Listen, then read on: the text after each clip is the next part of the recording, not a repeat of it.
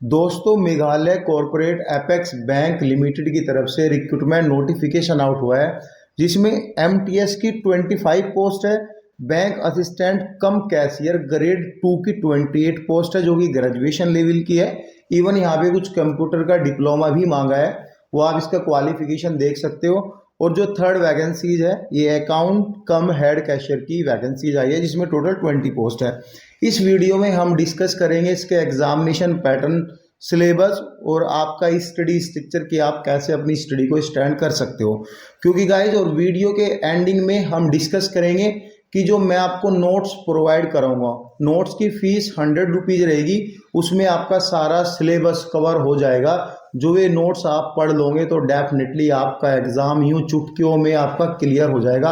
आपको कुछ पढ़ने की कोई भी ज़रूरत नहीं है, बाहर से कोई स्टडी मटेरियल आपको अरेंज नहीं करना है। नोट्स की फ़ी 100 रुपीज़ है। कैसे लेनी है तो आपको डिस्प्ले पे नंबर दिख रहा होगा, इस नंबर पे आपको व्हाट्सअप करना है और नोटिफिकेशन का नाम, पोस्ट का नाम आपको डालना है। पोस्ट का नाम इसलिए डालना है क्योंकि डिफरेंट डिफरेंट वैकेंसीज है, डिफरेंट डिफरेंट क्वालिफिकेशन है। जो सिलेबस ऐड होगा वो according to the qualification, according to the syllabus, according to the question क्या लेवल, उसके अकॉर्डिंग सिलेबस ऐड होगा।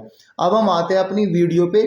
क्या ये वीडियो है सिलेक्शन प्रोसीजर। देखो, ये तीनों जो पोस्ट है, तीनों के लिए सिलेक्शन प्रोसीजर एक ही है। इसमें पहले आपका रिटन टेस्ट होगा, उसके बाद आपका इंटरव्यू होगा।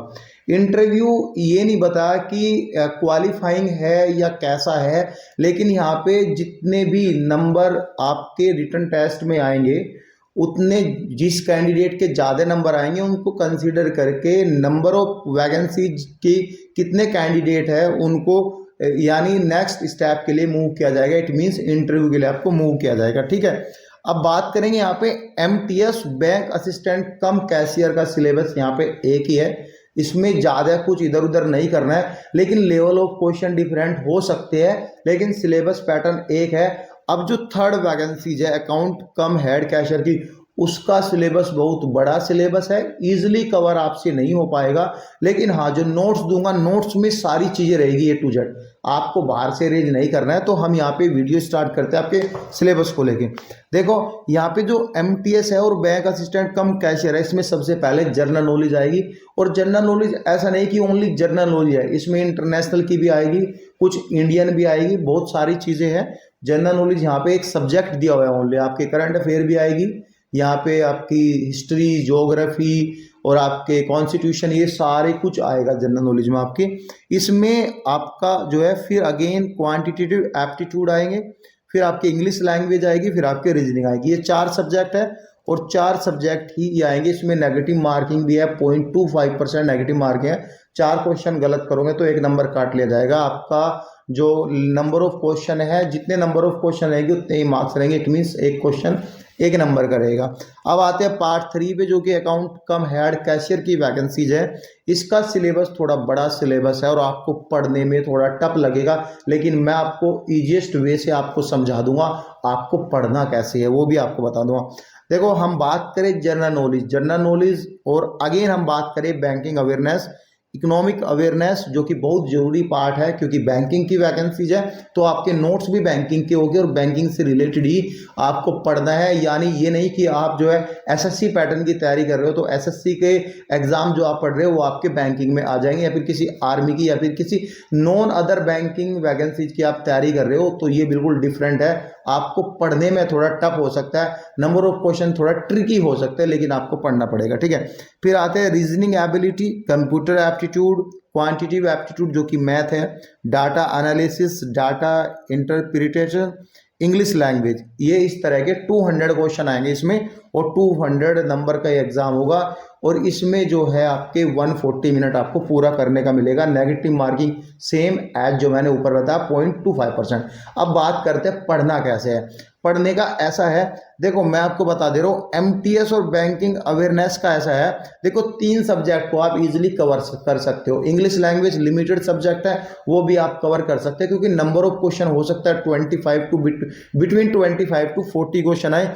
और मैथमेटिक्स भी आपका इजीली कवर हो जाएगा, थोड़ा माइंड का गेम है, थोड़ा ट्रिकी क्वेश्चन है, आप इजीली अपने अपने कैपेबिलिटी जो है अपने माइंड के हिसाब से आप कर सकते हो जितना यूज। और रीजनिंग का भी इसमें अगर मोटा मोटा मान के चलो, अगर 75 टू यहाँ पे जो है 120, 75 टू 120 क्वेश्चन आ सकते हैं इस बीच, क्योंकि नंबर ऑफ क्वेश्चन यहाँ पे मेंशन नहीं है नोटिफिकेशन में कि कितने नंबर ऑफ क्वेश्चन है। 75 टू 120 क्वेश्चन में लेके चल रहा हूँ। अगर हम बात करें पर subject 40 question, 25 to 40 question, it means आ सकता है, मीन 100 का या फिर 120 नंबर का एग्जाम आपका हो सकता है। ठीक है, तो ये है आपके। और रही बात आपकी जनरल नॉलेज की, जनरल नॉलेज को कम भी टाइम दोगे यार थोड़ा बहुत। अगर देखो जनरल नॉलेज ऐसी कोई नहीं है कि आपकी एसएससी की अलग है, वो अलग है, बैंकिंग की अलग है, सब कॉमन है। अगर आपने कॉमन पढ़ी है तो कॉमन हो जाएगा। लेकिन जो 3 सब्जेक्ट है, मैथ, इंग्लिश और रीजनिंग, ये बैंकिंग की अलग है, तो ये आपको बैंकिंग ही पढ़ना पड़ेगा। ऐसे ही पार्ट 3 का सेम रहता है।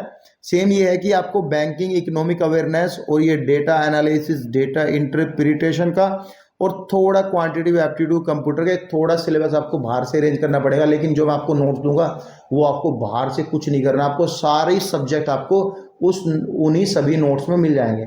तो आप अपनी ध्यान जो है इन सभी पे देना जो बैंकिंग रिलेटेड है। जीके को थोड़ा साइड बाई साइड रख के आप थोड़ा सा अपनी लाइफ का पार्ट थोड़े से, मतलब कि 1-2 घंटे का टाइम दे सकते हो, हंसते खेलते कूदते आप ये सुन सकते हो ईयरबड्स लगा के, तो पढ़ना आपको ईजी है। और जो मैं 100 रुपीज़ के आपको नोट्स दूंगा, इसमें फ्री मॉक टेस्ट रहेंगे आपके, वो एग्ज़ाम से 20 डेज में जो है आपके मिल जाएंगे आपको। और सबसे मेन क्वेश्चन जो सभी पूछते हैं कि इसमें all over India candidate applicant form fill कर सकता है, ऐसा बिल्कुल भी नहीं, क्योंकि यहाँ पे क्लियरली मेंशन है, नोटिफिकेशन में देखा होगा, मेघालय का स्टूडेंट ही, इसमें जो भी मेघालय का एप्लीकेंट है, इवन उसका डोमिसाइल मांगा है, वही एप्लीकेंट फॉर्म फिल कर सकता है। ये तो रही पूरी डिटेल। कोई डाउट रहता है तो आप कमेंट कर सकते हो। Thank you so much, bye bye.